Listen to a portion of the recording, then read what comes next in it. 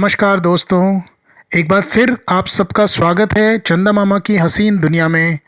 मैं आपका होस्ट और दोस्त डॉक्टर चेतन सक्सेना लेकर आया हूँ एक बहुत ही सुंदर सी कहानी आप सबके लिए, जिसका शीर्षक है दुर्वासा की हंसी। ये जनवरी 2013 संस्करण से ली गई है। चलिए शुरू करते हैं।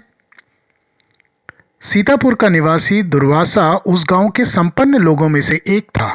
उसके पुरखों ने उसके लिए काफ़ी जायदाद बचा रखी थी। इस वजह से गांव के लोग उसका आदर करते थे। उसका असली नाम रामचंद्र था, पर उसकी तुनक मिजाजी की वजह से लोग उसे दुर्वासा कह के पुकारते थे। किसी पर वह नाराज हो जाए तो मुंह में आया आगा पीछा सोचे बिना बक देता था। दुर्वासा के 3 बच्चे थे, 2 बेटियां और 1 बेटा। बेटियों की शादी कराकर उन्हें ससुराल भी भेज दिया।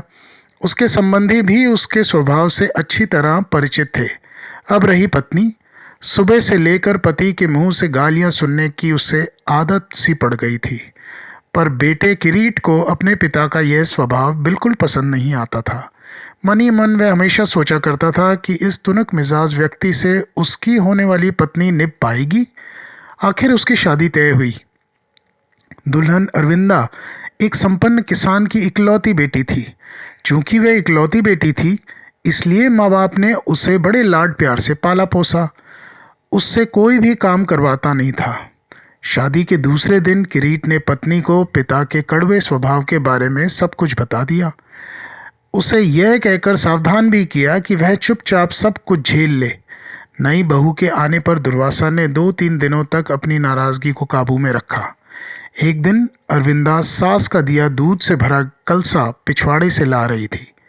यह देखते ही दुर्वासा चिल्लाने लगा, तुम्हारी सास खुद कलसा ले आती तो क्या उसकी कमर टूट जाती।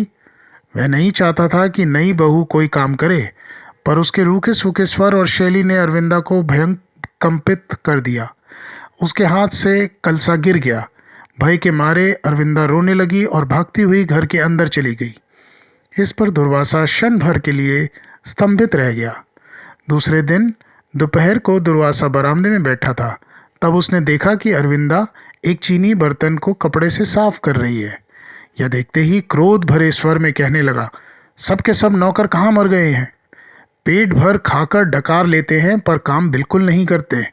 इनकी खाल उधेड़ कर ही रहूंगा। सुनते हो, क्या कोई है वहाँ। ससुर की नाराजगी और चिल्लाहटों से अरविंदा भयभीत हो गई। उसके हाथ का बर्तन नीचे गिर गया और टूट गया। यूं देश विदेशों से मंगाए गए बर्तन एक एक करके टूटते गए। दुर्वासा को अपनी तुनक मिजाजी पर शर्म आई। एक और दिन जब अरविंदा अपनी सास और ससुर को खाना परोस रही थी, तब दुर्वासा ने एक तरकारी का स्वाद चखा। बस बौखला उठा। क्या नमक का अकाल पड़ गया।